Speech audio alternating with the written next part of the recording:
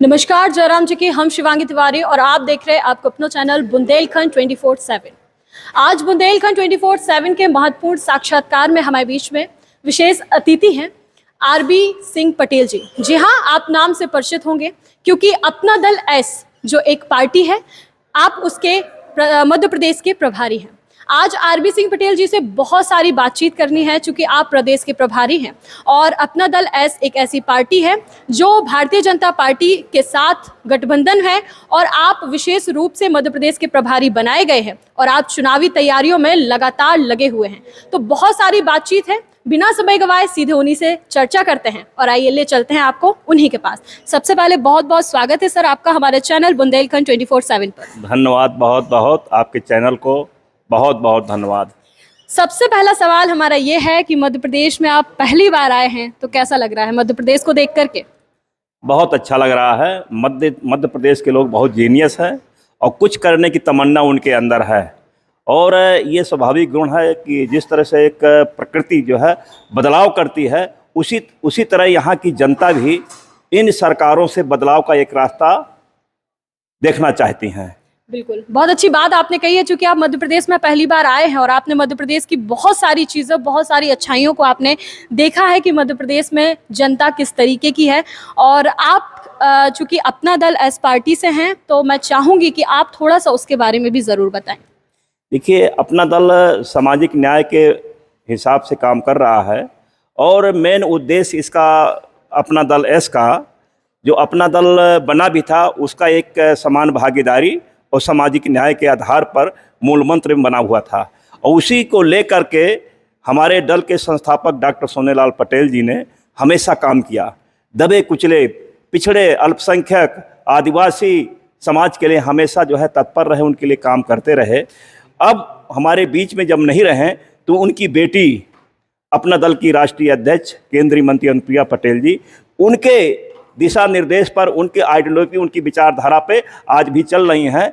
हमारा मानना है जब इस देश का हर व्यक्ति खुशहाल होगा तो निश्चित है भारत खुशहाल होगा। भारत में रहने वाले प्रत्येक समाज को एक खुशहाली का रास्ता मिलेगा। हम अपना दल के माध्यम से मध्य प्रदेश के लोगों को ये बताना चाहते हैं कि हमारी नेता ईमानदारी से और अपना दल में कोई भी माफिया या भू माफिया या शिक्षा माफिया या क्रिमिनल्स कोई भी हमारी पार्टी में नहीं है। आज हमारी पार्टी उत्तर प्रदेश में ये कहा जा रहा है कि सबसे शिक्षित और वैचारिक पार्टी है जो समाज के लिए काम करती है।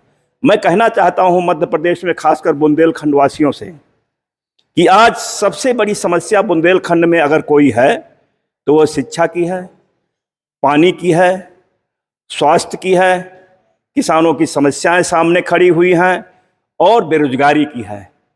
पूर्व की सरकारें जिसमें हम भी शामिल हैं एनडीए घटक में, अगर यहाँ का व्यक्ति, बुंदेलखंड का व्यक्ति पलायन करके, हमारे युवा वर्ग पलायन करके दूसरे प्रदेश में जाता है या कहिए दूसरे अरेबिया कंट्री में जाता है, क्यों जाता है?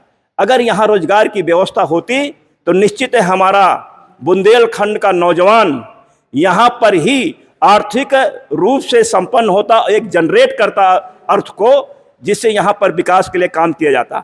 लेकिन पूर्व की सरकारों ने कभी भी बुंदेलखंड को देखा नहीं है और अछूता छोड़ दिया है। इसीलिए यहाँ पर कोई कल कारखाने नहीं है, कोई बड़ी इंडस्ट्री नहीं है।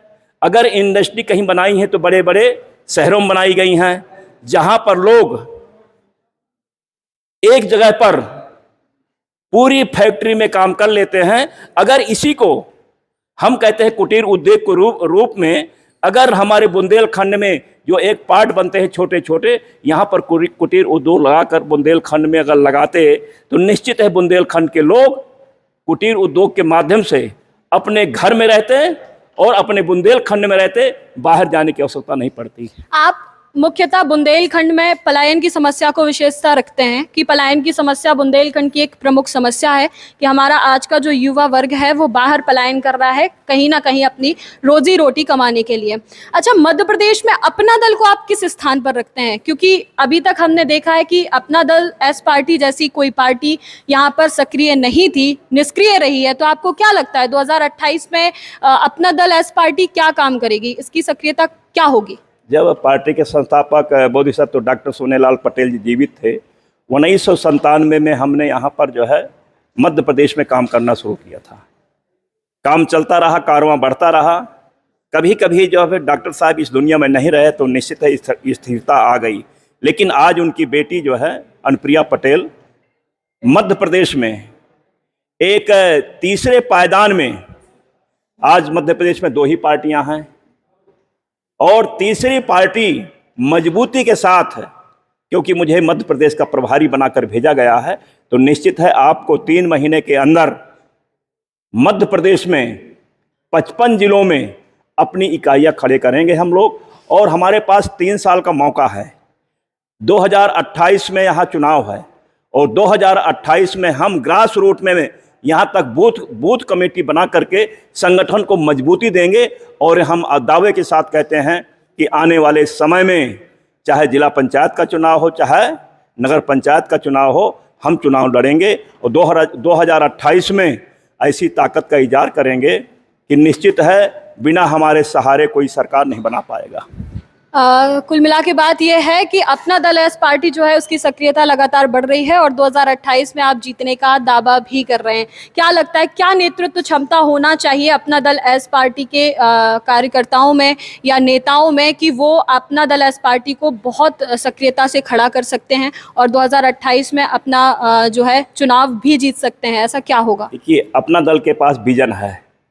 विजन सामाजिक न्याय का है, विजन आरक्षण का है, विजन संविधान का है, विजन किसानों की समस्याओं को निराकरण करने का है। वो काम बखूबी अपना दल की राष्ट्रीय अध्यक्ष केंद्रीय मंत्री अनुप्रिया पटेल जी ने किया है। ऐसा जैसा कि आपको मालूम होना चाहिए कि नीट में ओबीसी का आरक्षण नहीं था। संविधान ओबीसी को 27% का आरक्षण देता है, लेकिन नीट में नहीं था। माननीय अनुप्रिया पटेल जी पार्लियामेंट के अंदर सदन में इस बात को उठाया और विश्वास करिए कि 48 घंटे के अंदर माननीय मोदी जी ने नीट में ओबीसी को आरक्षण दे दिया। नंबर 1। नंबर 2, केंद्रीय स्कूलों में ओबीसी को आरक्षण नहीं था। वहां पर भी इस बात को रखी गई। अनुप्रिया पटेल जी ने रखा इसको, वो भी केंद्रीय स्कूलों में ओबीसी को आरक्षण मिला। तीसरी बात, सैनिक स्कूलों में हमारी बेटियों को आरक्षण नहीं था, वहां पर भी बेटियों को आरक्षण मिला सैनिक स्कूल में। इस तरह की जो विचारधारा माननीय अनुप्रिया पटेल जी आज माननीय मोदी जी के मंत्रिमंडल में मंत्री हैं और सरकार के सामने जन समस्याओं को रख करके जो काम कराती हैं, उनके अंदर ये जिगरा है। बहुत से विपक्ष के लोग हैं, नहीं बात को रखते हैं। हमारी अनुप्रिया पटेल सामाजिक न्याय के तहत गरीब तबके के लोगों को, पिछड़े समाज आदिवासी तबके के लोगों को जो संविधान ने उनको अधिकार दिए हैं, उनको कराने का काम करती हैं। समाज में एक मैसेज जा रहा है कि सिर्फ अनुप्रिया पटेल सामाजिक न्याय के लिए लड़ती हैं और दबे कुचले समाज की बात करती हैं। तो निश्चित रूप से बहुत सारी बातें हमने करी हैं, प्रदेश स्तर की, राष्ट्रीय नेतृत्व की भी हमने बात करी, किस तरीके से अपना दल एस पार्टी काम करेगी और आने वाले समय यानी कि 2028 के चुनाव में, 2029 के चुनाव में किस तरीके से अपना दल एस पार्टी का अपना संगठन होगा और क्या वो चुनाव में भूमिका निभाएंगे। बहुत सारी बातें हमने मध्य प्रदेश के प्रभारी आरवी सिंह पटेल जी से करी है और ऐसे ही बहुत सारे लोगों को आपके बीच में लाते रहेंगे, बहुत सारी बातें आप तक पहुँचाते रहेंगे। उसके लिए आपको चैनल पर बने रहना है, सिर्फ बुंदेलखंड 24/7 पर शिवांगी तिवारी के साथ। जयराम जी की जय बुंदेलखंड। खबरों की दुनिया से लेकर संघर्षों की कहानी तक, क्षेत्रीय खबर और संस्कृति के संग बुंदेली माटी से बना एक अंग। बुंदेलखंड 24/7, स्वतंत्र बुंदेलखंड, सफल बुंदेलखंड।